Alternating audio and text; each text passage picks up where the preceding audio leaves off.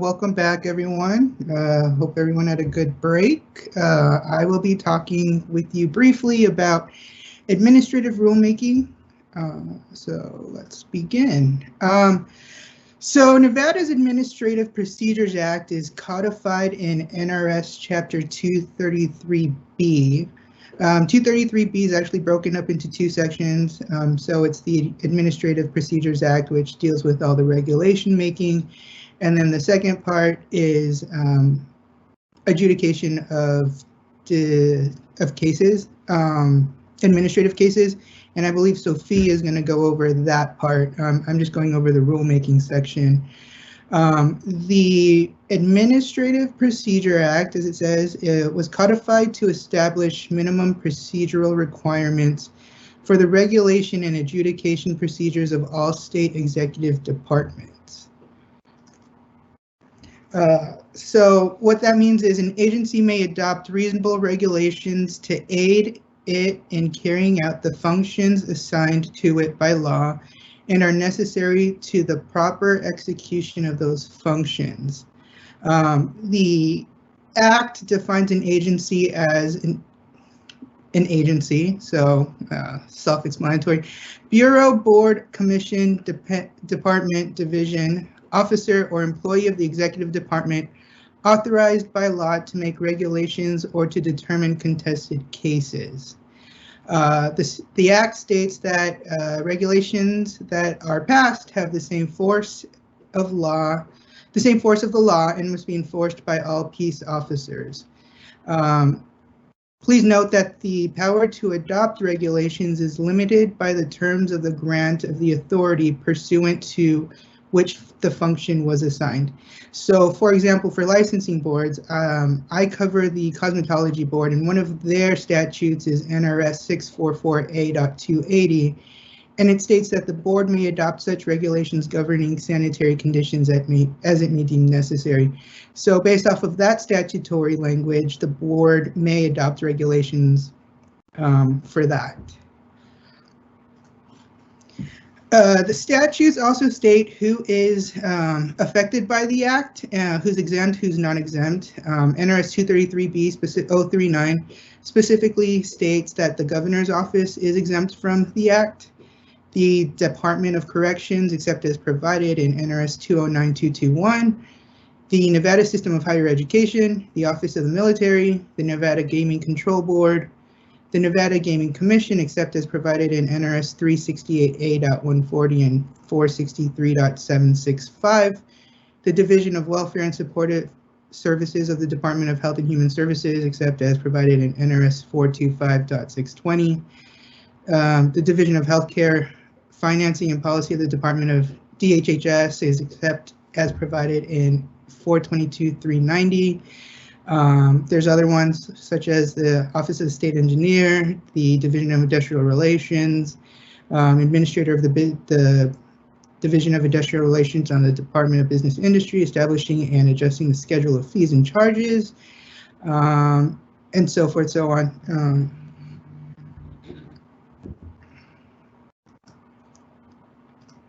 Okay.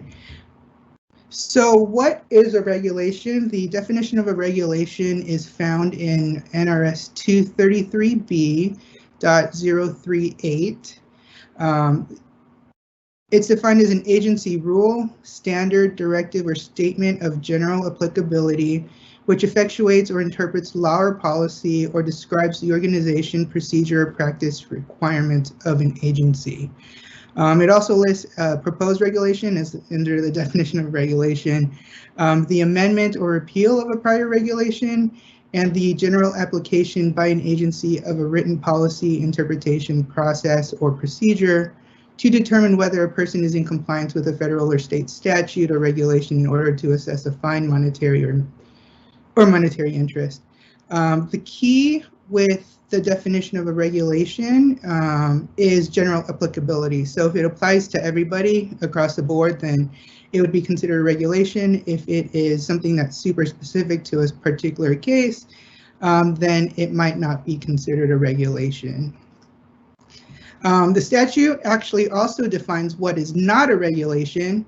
It states that a statement concerning only the internal management of an agency, not affecting private rights or procedures available to the public. So policies and procedures of an agency. That's something that would not be considered a regulation. A declaratory ruling, an intra-agency memo, a manual of internal policies and procedures or audit processes of an agency, which is used solely to train or provide guidance to employees of the agency, and which is not used as authority in a contested case to determine whether a person is in compliance with a federal or state statute or regulation, an agency decision or finding in a contested case, an advisory opinion issued by an agency that is not of a general applicability, a published opinion by the Attorney General, an interpretation of an agency that has statutory authority to issue interpretations. Let's see, it keeps going. The letters of approval, concurrence, or disapproval issued in relation to a permit for a specific project or activity, a contract or agreement into which an agency has entered, the provisions of a federal law, regulation, or guideline, an emergency action taken by an agency that is necessary to protect the public health and safety, the application by an agency of a policy, interpretation, process, or procedure to a person who has sufficient prior actual notice of the policy, interpretation, process, or procedure to determine whether the person is in compliance with the statute or regulation in order to assess a fine, monetary penalty, or monetary interest. A regulation concerning the use of public roads or facilities which is indicated to the public by means of signs, signals, or other traffic control devices that conform with the manual and specifications of a uniform system or official traffic control devices adopted pursuant to NRS 484A.430, classification of wildlife of the designation of seasons for hunting, fishing, or trapping by regulation of the Board of Wildlife Commissioners, or a technical bulletin prepared pursuant to NRS 360.133. So there's three types of regulations that are discussed in the Act. The first one is a permanent one, and that definition is found in NRS 233B.036. And it basically is a process of elimination type of definition, which is basically if it's not an emergency regulation or a temporary regulation, then it's a permanent regulation. The second type is a temporary regulation, and that's defined under NRS 233B.0385. And that is a regulation that is adopted pursuant to 233B.063 subsection 3, or any regulation which is effective for 120 days or less, which is not considered an emergency regulation. And finally, the third one is an emergency regulation, which is defined under NRS 233B.0613. And that is a regulation adopted pursuant to NRS 233B.0613. So what you see here on this slide is a chart that helps simplify how the process of permanent regulations goes. We'll go into a little bit more detail into most of these steps, but the first one you'll notice is on the top left, and it says draft the regulation language or summary of the regulation change needed. Then you follow along. It says complete the small business impact statement analysis, followed by a workshop, LCB review, and then a public hearing, then a response to the changes from the comments made from the public hearing, an adoption hearing, and then the legislative commission submission, and then finally the regulation will be filed with the Secretary of State. So the first thing that we're going to talk about is the small business impact statement. Prior to having the first workshop under NRS 233B, is that the agency has to consider the impact of the proposed regulation on small businesses and prepare a small business impact statement. The statute defines a small business as a business conducted for profit, which employs fewer than 150 full-time or part-time employees. The impact statement is there to help determine whether regulation is likely to impose a direct and significant economic burden upon a small business, or directly restrict the formation, operation, or expansion of a small business. If there is an impact, the agency must conduct an analysis of the likely impact of the regulation on small businesses. All right, so once that analysis is completed, if the agency believes that there will be an impact on small businesses, it must, if practical, consult with owners and officers of small businesses likely to be affected by the proposed regulation, conduct an analysis of the likely impact of the proposed regulation on small businesses. The analysis must be conducted by the agency's employee who is most knowledgeable about the subject of the regulation and the likely impact, or a consultant or independent contractor. They must consider the methods to reduce the impact of the regulation on small businesses, and the agency must also prepare a small business impact statement and make copies of that statement available to the public at the workshop and public hearing on the regulation.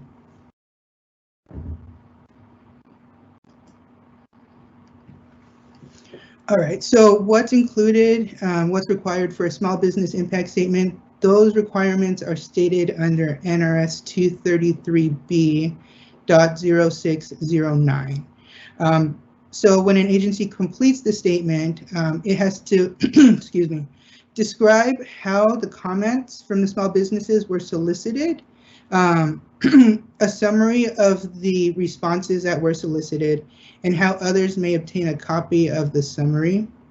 The statement also has to include a statement about how the analysis was conducted, the estimated economic effect of the proposed regulation on small businesses, as previously stated, whether the regulation is going to have an adverse or beneficial impact on the small businesses, and whether that impact is going to be a direct or indirect influence.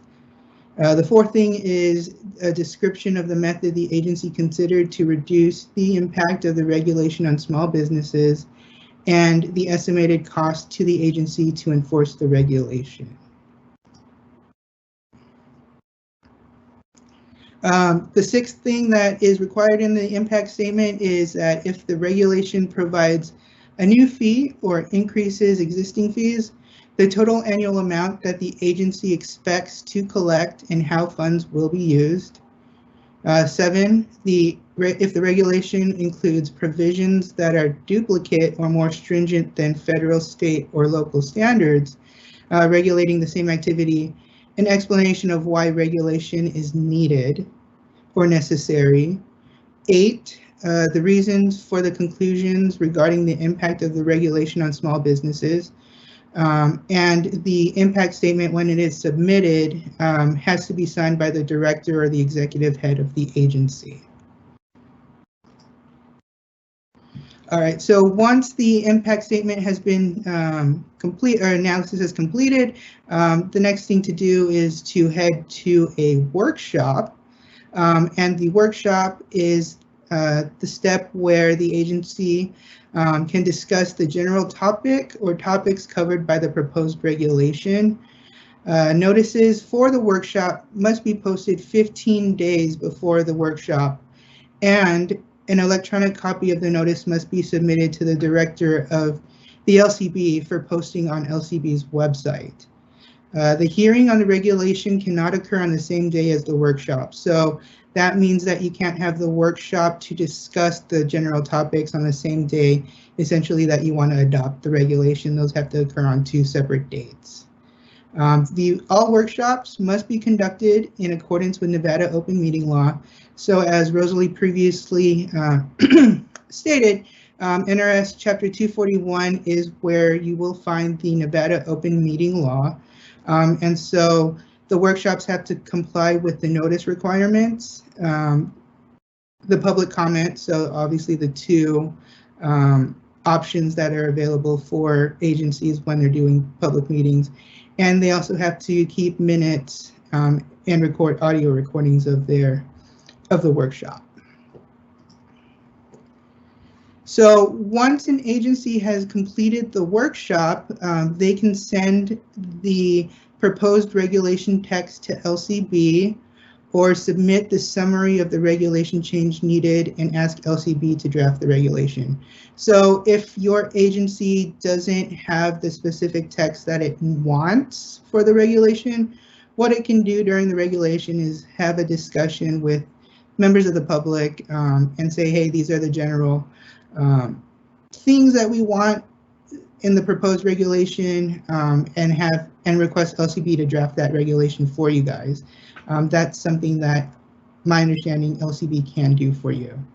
The agency must deliver a copy of the proposed rule to LCB at the start of the rulemaking process. There's an email right there for where you have to submit the copy of the proposed rule. And once you submit it to LCB, the file will be assigned an R number. NRS 233B.063 requires that LCB review the regulation to determine whether the language is clear, concise, and suitable for incorporation in the Nevada Administrative Code. LCB will draft the regulation to carry out what it can determine is the intent of the regulation. So this part might be a little lengthy, just because there might be some back and forth with LCB and your agency about the language and the intent of the regulation. Sometimes LCB will draft language that isn't what the agency intended the regulation to be. This is the important step where you can contact LCB and the person assigned at LCB and say, hey, that's not what we wanted with this regulation. This is actually what we wanted instead. And there might be a couple of drafts going back and forth with the draft language of your regulation. As it notes there under NRS 233B.063 subsection 2, LCB is required to draft the regulation within 30 days. However, in practice, sometimes it may take LCB longer to get you back that draft regulation, but according to the statute, they have 30 days to get you the draft of your regulation. Also during this time under the LCB review, LCB will review the authority for the regulation and ensure the agency may adopt the regulation in that subject area. So as I previously stated, regulations can only be made with the authority given under the agency by statute. So during this portion of the timeline, LCB is just going to confirm that, yes, the agency does have the authority to draft up that regulation. All right, so once LCB finishes their review and the agency is happy with the language, make sure that you review the regulation to ensure the original intent of the regulation is incorporated. Once you feel that that draft is good, you can go ahead and proceed with drafting a notice of an intent to act upon the regulation. That under the Act requires 30 days notice. That notice is not compliant with the NRS 241 open meeting law notice. It's a separate notice that has to be drafted. In addition to the notice of an intent to act upon regulations, the draft of the regulation must also be posted along with the notice. You must also send an electronic copy of the notice to the director of LCB for posting on LCB's website. And the regulation must be posted on the agency's website 3 working days before that hearing. The notice must include the date, time, and place of the public hearing. And the requirements of the notice are codified under NRS 233B.0603. But in order to help out in practice, NAC 233B.010 specifies the form of the notice of an intent to act upon regulations. So agencies can use that to assist with drafting of their notices for intent to act upon the regulation. Again, all public hearings must be conducted in accordance with NRS 241, the OML. And like I said, the form NRS 233B, Notice of an Intent, does not satisfy the OML's requirements for the agenda. So the tip is to prepare a separate agenda for the public hearing. So one Notice of an Intent to act upon regulations, and then one notice of the public meeting, so that way you comply with the OML as well. So NRS 233B0607 provides who must receive notice. The State Library and Archives Administrator has to receive notice. The Director of LCB for posting on LCB's website. A copy must be made available at each of the agency's offices so that the public can request a copy or inspect a copy of it. And the biggest change from this year's legislative session occurred in AB 253, which mostly covered the open meeting law, but it also affected the administrative rulemaking procedure. Previously, agencies were required to send a copy of the proposed regulation and notice to the main public library in all counties where the agency did not maintain an office. However, AB 253 modified that requirement, and now instead, the agency can post a copy of the notice and text of the proposed regulation on its website and provide in print or in an electric format a copy of the notice of an intent to act upon regulation and the text of the proposed regulation to any person who requests a copy from the agency. You also have to send the notice and proposed draft for LCB for inclusion in the Register of Administrative Regulations. Lastly, the statutes require that the agency sends the notice and the proposed regulation to all persons on the agency's mailing list for regulations. That means that the agency has to have a running list of the individuals who are interested on being in the mailing list for regulations for that agency. So once the notice of intent to act upon regulations is issued, 30 days has lapsed, and now it comes to the public hearing. At the public hearing, the agency will receive public comments about the proposed regulation and consider the comments that it received. Under statute, the agency must accept both oral comments at the public hearing and written comments. The agency must set a deadline for receipt of the written comments, keeping in mind the need for those acting on the proposed regulation to have time to consider all the comments received prior to adoption. If no changes are warranted to the regulation, the agency can move to adopt the regulation then and there. The agency may change a proposed regulation and adopt it as changed so long as the changes are not substantive. So, for example, if at the public hearing to adopt the regulation, the agency receives comments that don't change it substantively, you don't have to resubmit the proposed regulation back to LCB for confirmation and approval. You can go ahead and adopt the regulation and then submit it for finalization. But if there are substantive changes made based off of the public comments that are received, then the proposed regulation needs to be reviewed again by LCB prior to adoption. And again, this meeting must be in compliance with the open meeting law.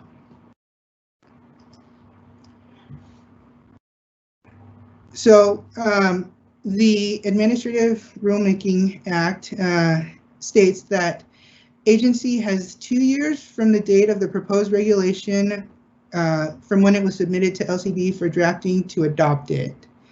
If it does not adopt the regulation during that 2-year period, and the agency later proceeds to adopt the regulation after the expiration of the 2 years, the executive head of the agency must appear before the Legislative Commission to provide a reason for the delay. And that is stated under NRS 233B.040 subsection 4. So after the agency adopts the regulation at the hearing, you go ahead and return the adopted regulation to LCB for inclusion in the next Legislative Commission meeting. The agency must submit a copy of that regulation together with the informal statement required under NRS 233B.066, as well as a form for filing administrative regulations and notice of adoption of regulation to the LCB. I will note that the topic for this discussion included an update regarding the Administrative Rulemaking Manual. It's been in working progress, my understanding, but there are examples of each of these forms that is being drafted in there, that once we get that approved, we can use those as samples. Then the LCB will send a copy of the regulation after it is drafted by LCB to the Joint Interim Standing Committee on Health and Human Services, only if the agency is a licensing board and the regulation relates to the standards for issuance or renewal of licenses, permits, or certificates, or registration issued to a person or facility regulated by the agency.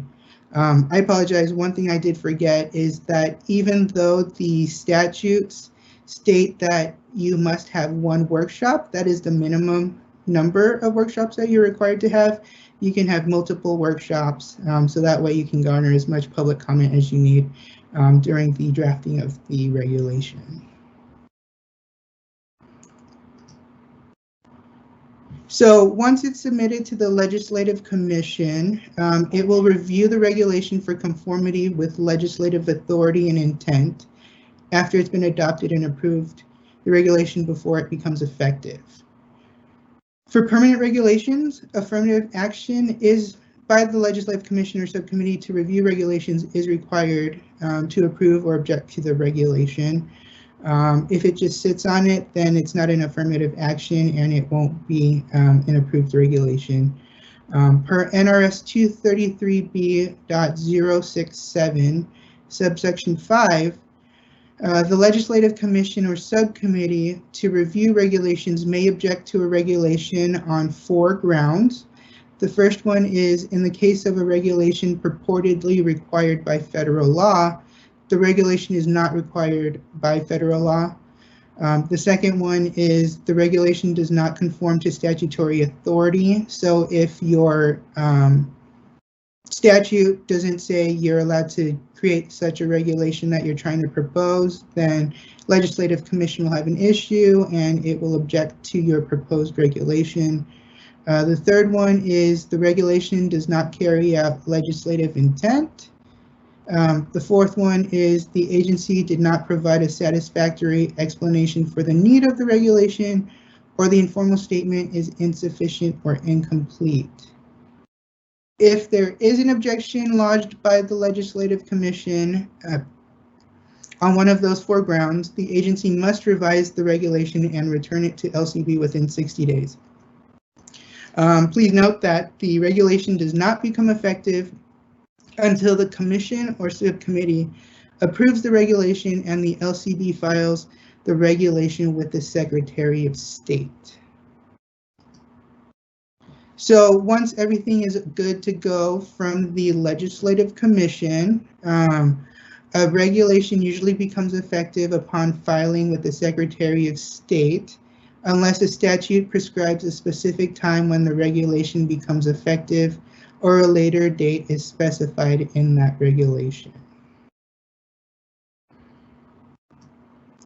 So to recap some of the things of a permanent regulation, within 10 days after filing with the Secretary of State, it's deliver it with a stamped copy to the State Library, Archives, and Public Records Administrator.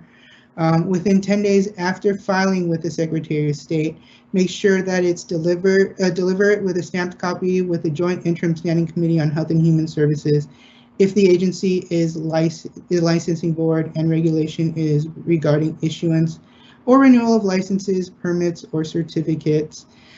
Please note that permanent regulations must be submitted between July 2 of odd years and June 30 of even years. Later, when we discuss temporary regulations, you'll notice that those dates correspond with temporary regulation deadlines.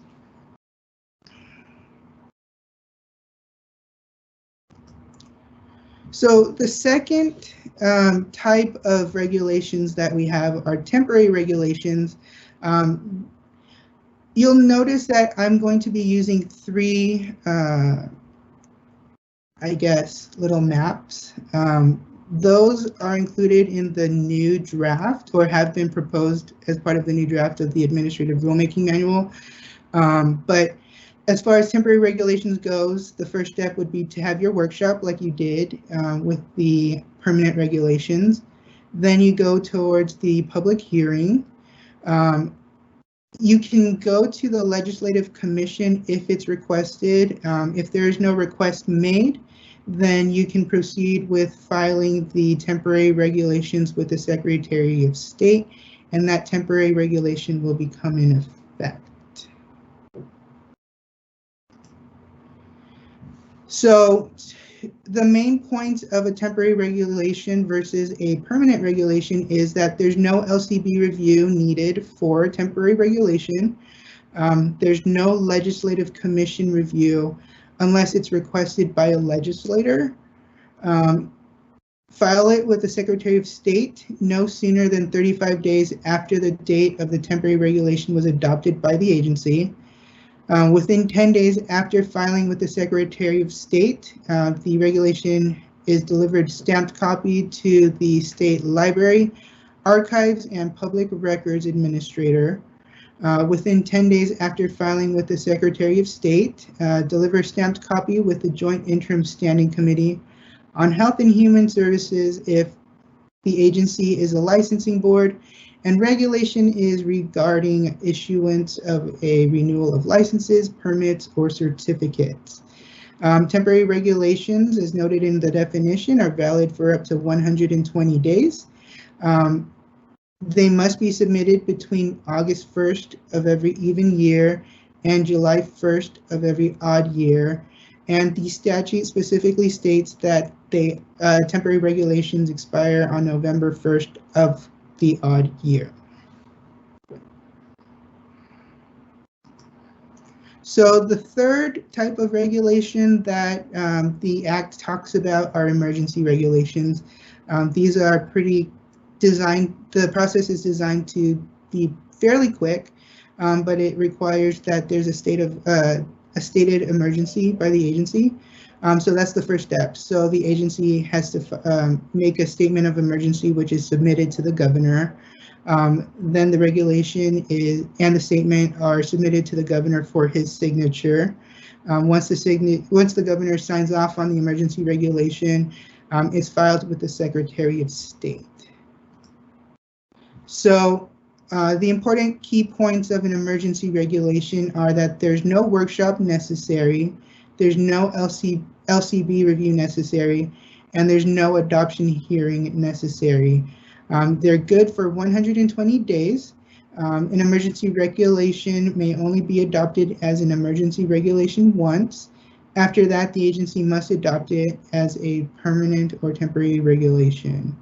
Emergency regulations are discussed in NRS 233B.0613. Please note that the emergency regulation terminates automatically if the agency subsequently adopts a temporary or permanent regulation which becomes effective and is substantially identical to its effective emergency regulation. Some drafting tips when you're thinking about proposing a regulation, include a citation to this NRS, the statutory authority granting your agency the power to make that regulation. It helps out with the LCB's review just to make sure that you are able to draft that regulation. Use gender-neutral language and look for related NAC provisions from other agencies.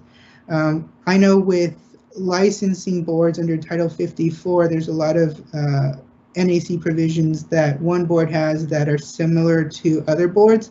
And if you're facing a similar situation as another licensing board, then you could use them as a reference and you don't have to start from scratch.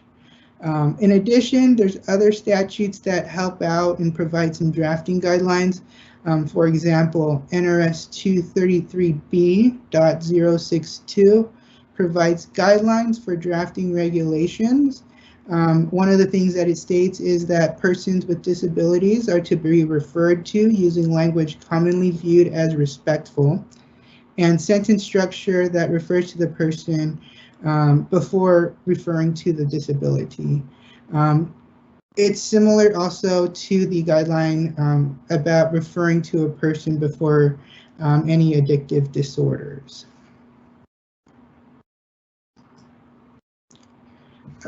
The administrative NRS 233B also talks about rules of practice. Under NRS 233B.050, the statute states that each agency is required to adopt rules of practice, setting forth the nature and requirements of all formal and informal procedures available.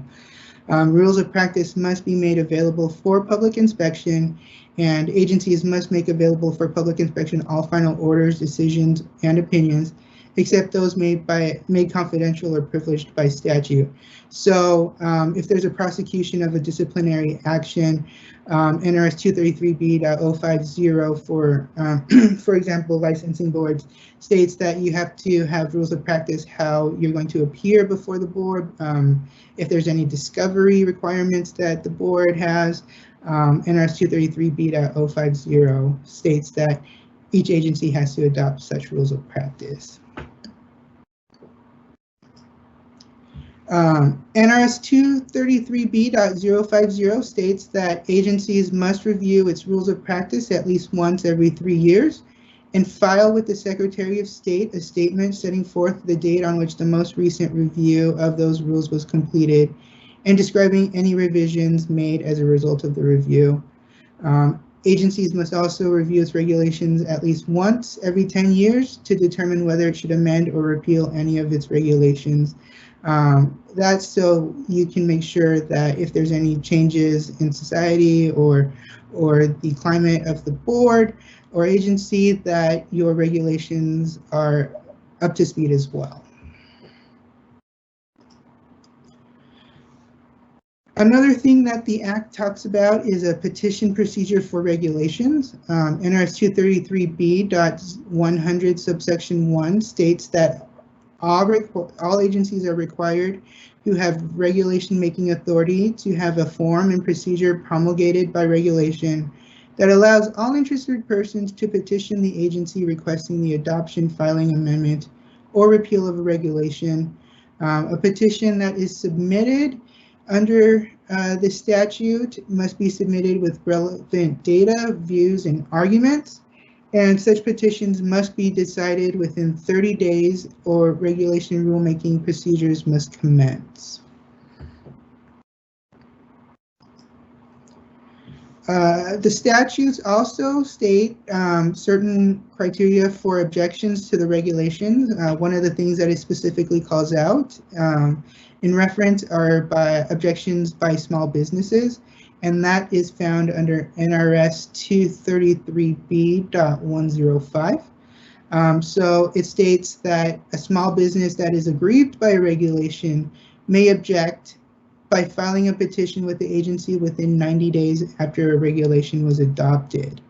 The agency must transmit a copy of the petition to the Legislative Council for submission to the Legislative Commission or Subcommittee to review regulations. There's grounds that are listed under that statute for an objection, and those are 2 of them. The first one is failure to prepare a small business impact statement. And two, the small business impact statement prepared is either inaccurate, incomplete, or was inadequate when considering the economic effect on small businesses. If the agency determines that the petition or objection has merit, the agency may take action to amend that regulation. The other statute that deals with objections to regulations is NRS 233B.110.